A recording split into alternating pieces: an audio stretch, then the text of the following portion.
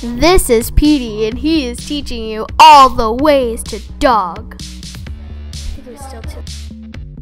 He is ambitious, he is smart, but he does not know how to use a GoPro. Part 1. Training your dog. To train your dog, you need to use basic command words such as sit, shake, and down. Over time, the dog will learn to use these commands to do as you please. Part 2. Walking your dog. Walking your dog makes your dog healthier and gives it more exercise. Part 3. Loving your dog. Loving your dog shows that you care and they have more trust in you.